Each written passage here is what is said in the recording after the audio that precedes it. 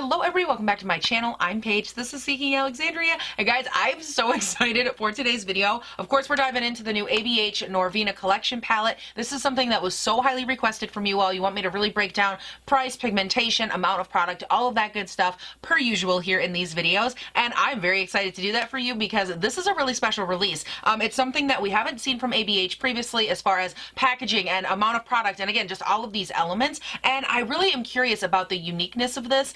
And more so than anything, I'm curious about, do you really need this palette based on other palettes in your collection? So I think where I'm going to get started is with the swatches and the description of it, and I just want to dive into that aspect of it so you guys kind of know preliminarily what you're looking at for the price, so on and so forth. So I will be reading everything for today off of the ABH website, the AnastasiaBeverlyHills.com site.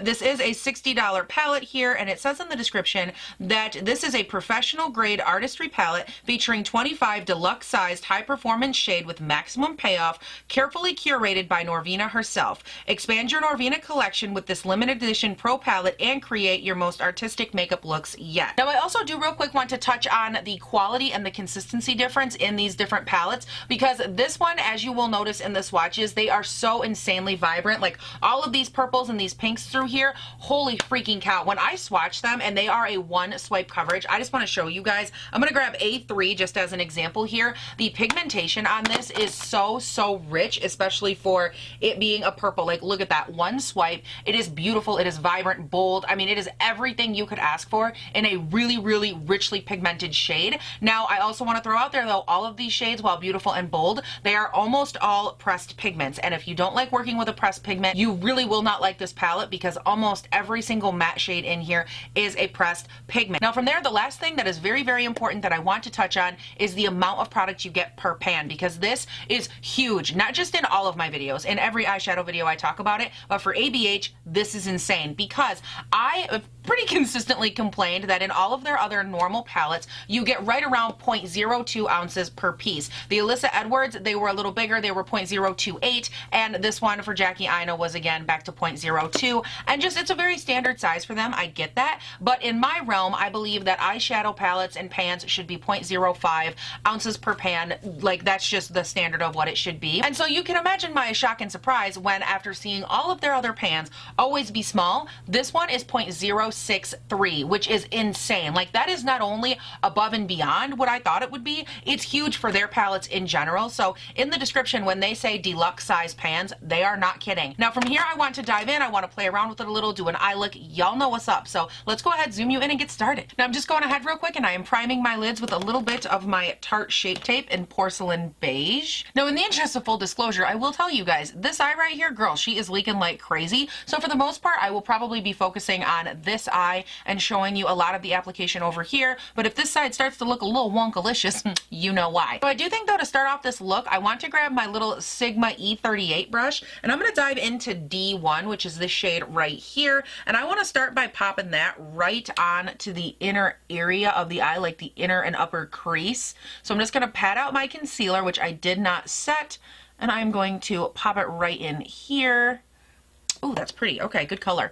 Also, something else that I really loved about this palette, and I don't know if I'm the only one, I haven't watched any other reviews of this, but I really love the fact that the shade names are just locations in a palette. Like, I love that more than I can express to you, and I don't know how other people are feeling about it, but for me, I just feel like it is so much easier. I don't have to sit here and be like, oh yeah, I'm going to this shade, or I'm going into that shade, I'm pronouncing it wrong, like whatever. It just makes the layout and explanation of it so much easier. And I want to know from you guys down below if you agree with me or not, because I just, oh my god, like I love it. I love being like, oh well, row 1 is A, B, C, D, E all the way down, and then you can just say the color. It's so much easier. I don't know, I just feel like it's easier to follow along with, easier to recreate looks. Like, oh, I love it so much, and I'm really liking this yellow. It's very much so like a starburst kind of yellow, and it diffuses out nicely. It's not overly bright or poppy. Now I'm just kind of taking and dusting off that brush on my hand here, and I'm going to go into E2, which is a nice little orange shade, and I'm going to use that to transition in the crease, and I only really want to use it like right in this area.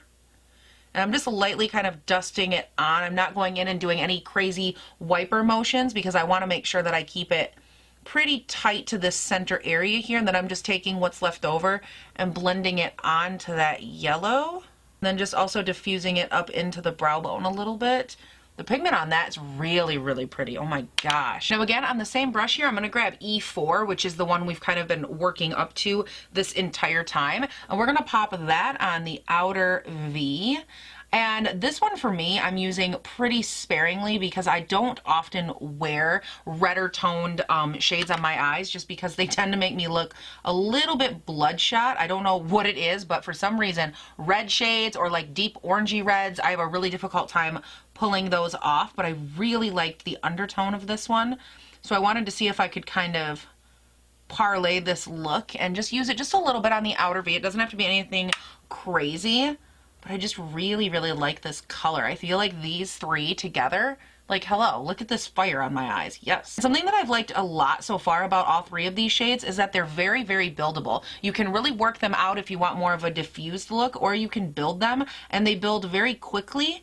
And they build very nicely. They're not like patchy or they don't blend out funny. They just work beautifully together. All right, so guys, I was kind of giving it some thought and I really love the shade C1. It's just this beautiful bright white. And how cool would it be to do a nice kind of wide open white cut crease? And then maybe end at like the very back side of it with some of that shimmer shade E1 right here. Just like pop that at the end, but do an all white matte cut crease up until that point. That could look really pretty and it would be something just a little bit different. Now to go in, I'm taking a little bit of my Tarte Shape Tape on the back of my hand and my Morphe JS11, and this is part of the new collection that Jeffree Star did with Morphe. And of course there is a full video I will link up there. It has the palette, the brushes, all that good stuff. So go ahead and check that out. But for right now, I'm just gonna go ahead and do a big old wide cut crease. Okay, beautiful people, so we had a small technical difficulty. I was going in, as you guys saw, with the concealer. Then I felt like the concealer wasn't really showing up, so I switched over to the ABH primer, which is really nice and intense in opacity and all that good stuff. And now there's just too much stuff on my lids. So I'm gonna go in here, and this is something that a lot of people do, so it's nothing crazy. I'm just going to actually remove this entire area that has the concealer on it. And then I'll just go in over top of that and fill in that entire cut crease area with the ABH primer. Now I'm just wiping the brush off and I'm gonna go in and use the same brush to apply the white shade. And you'll notice that when I went in and applied that primer, I didn't go in and make it like a super crisp line because I really like the fluidity of these colors together. So I want to make sure that there is a line, but I don't want it to be like overly defined, if that makes sense. I almost want it to be more of a blurry line between this upper area and these colors. Now, as you can see right in this area, I did have a little bit of fallout from that white, but nothing too crazy, and the pigmentation on the white is very nice. It's also very buildable. It's something that when you build it up, you can tell that you're gaining more pigment, but it's not something to where when you put it on, it's just like bam. Like I think you could use this to sheer out another color or build up on itself, and either way you get a nice amount of pigment from it. That's really pretty. Now, do I want to go in with that shimmer shade right? Ooh, I kind of do. I don't think I'm going to add a glitter glue or anything like that because I want it to be a nice light gradient. So I'm just going to take this shimmer shade, which is E1 in the palette. I'm just lightly, again, with my finger kind of going in here and applying some color. And by not going in and prepping the lid with a glitter glue or anything like that to give it a tacky base, it really helps give it a nice light amount of shimmer and a really beautiful fade from that white. So now with that same Sigma brush, I'm just going in and kind of darkening up this color right through here. I wanted to add a little bit more emphasis up by the brow bone just to kind of help pull it through. And I really love this color, and it works out beautifully onto the lid. So I'm just kind of working that through, just giving it a little bit more punch against that white. That's really, really pretty. I like that color a lot. That color combo is everything, honey. Now, something that I do want to do with this eye look is give me a little bit of definition, like right maybe along the eye line. So I'm going to be taking the shade E5 right here, which is this deep, almost like brick red color. And I'm going to take that on the JS14. And I want to try and use that as like a faux liner. Now, you obviously can wet this shade if you want it to be more intense. And then just a little bit here with the JS13, I'm going to smudge that color into the lashes just a little bit. I do want to take the JS10 here, and I want to take a little bit more of that E5 shade, that deep brick red. I'm going to run that here just on the lower lash line, on the outer V just a little bit, and I'm gonna kind of fade it in as it gets toward the inner corner. Holy cow, that shade is so rich in pigment. Like, look at how, wow, buddy, whoa. I'm just using this brush to sit here and lightly diffuse it That is beautiful. I did not think that that would diffuse that nicely on its own. Holy cow. Now guys, I don't know where to stop, okay? Like I'm that person that's like, oh, I want to add everything. But do you see this nice like glittery yellow moment? It is the shade C2 out of the palette right there. And I think that could look really beautiful if I wanted to do just like a little line on the cut crease line, just to add like a little sparkle, because I feel like I have a little sparkle out here and it would look really pretty to balance that sparkle like across the way. I don't know. I'm kind of feeling it. Like I think this could work good. It could also blow up in my face. I mean, anything is possible, but let's try it. I mean, why not? Dare I say YOLO? I mean, probably not. No, I should never say that. Dare I say, don't ever say that. That was awful. I did go ahead and I cleaned off the JS14. So I think what I'm going to do is spray this brush. Ooh, that's not bad for just a little bit of definition. And I'm just taking what's left over on the brush and kind of flicking it out into this region just a little bit here. It'll just help give me a little bit of extra like eye definition through the crease. It just goes whoosh, and kind of carries it through, but it doesn't overwhelm anything. Just a little bit right there. Now that I did that, I just want to add a little bit more depth to the outer V just to give me like a little bit more well-rounded. So I'm going to grab again the E38 from Sigma and I'm going to dip in the tiniest amount to E5, which is the one I just did that little faux liner with here. And I'm like tapping in, I'm tapping everything off, and I'm just lightly going to kind of smoke that onto this outer region right here, because I feel like it needs a little bit more depth to counter everything. But I'm not going too intense with this. I'm very, very lightly applying it and fluffing it in toward that other outer V color. Now I also want to grab here, this is my Morphe JH32, and I'm going to take this, it's just a big old fluffy brush, and I'm going to grab a little bit of D1, which is that yellow shade.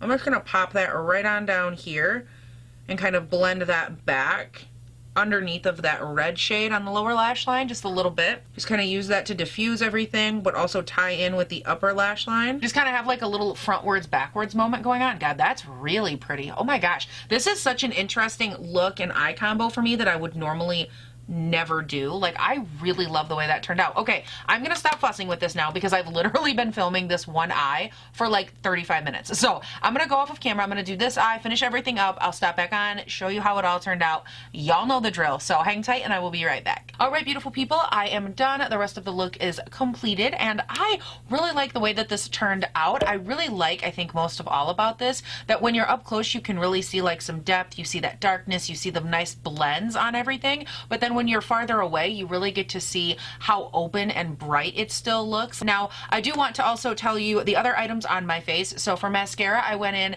with the L'Oreal Lash Paradise. For liners, I used the Maybelline Tattoo Studio, the white for the lower lash line, and then the black for the upper lash line. And then for lips, I just did a little combo right here. This is the Buxom Hush Hush lip liner with the JSC gloss in I'm the Boss over top. And then, of course, everything else that I didn't mention will be listed down below. Let's go ahead real quick and finish out my final thoughts on this palette. Now again, this was a first impression. I did go through and I applied multiple shades in multiple different ways. And I think at this point, I can tell you with a fair amount of certainty, the quality is nice, the amount of product for the price is nice. Yes, you have to shell out more money, but you do get a good return on that as far as amount of product, packaging, good like quality shades, so on and so forth. So I don't have any issues there. Now, do I think that you need it? If you have these other ABH palettes, if you've been a collector, if you have multiple palettes, these shades in here are not overly unique to where I think that you would need them. I think that there are shades in here that are on the more unique side.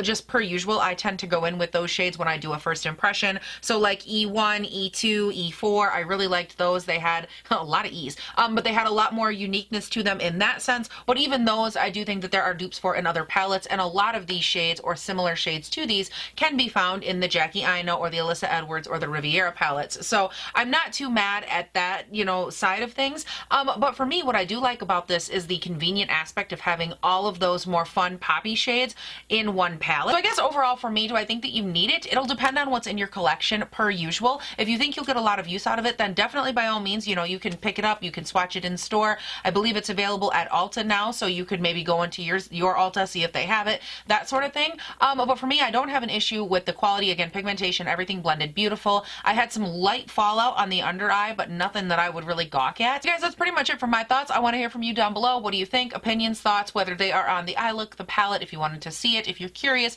if you're going to pick it up, so on and so forth. Leave all of that down below. You can also check me out on Instagram and on Twitter. They are both linked in the description. And most importantly, if you have not done so yet, please do not also forget you can subscribe and turn on your post notification to this here YouTube channel, because I do upload 5 videos a week, Monday, Tuesday, Wednesday, Thursday, Friday. They go up bright and early between 6 and 7 a.m. my time here in good old Northern Michigan. And it's just a fun time. We talk about everything new, whether it's the found explosion of 2019, where there are thousands of new foundations releasing, eyeshadow palettes, things I love, things I don't love, old makeup, new makeup, whatever the case may be. We talk about it here every single day, Monday through Friday. And you should stick around and subscribe and turn on your post notifications to just be around, because you love me so much and you want to be here, right? But again, you guys, that is it. Thank you all so much for watching. Please do not forget to have a great day, night, weekend, whatever it is when you're watching this, and I'll see you in the next one. Bye. Hello, everybody. Welcome back to my channel. I'm Paige. This is Seeking Alexandria. And guys, I'm just excited for this. What? Eye is watering so bad. And I just want to start off by saying, like, let's take a... Excuse me. Sir. With all the technical stuff out of the way as far as the description and whatnot, I really want to start talking about the hands-on feel and... Bleh.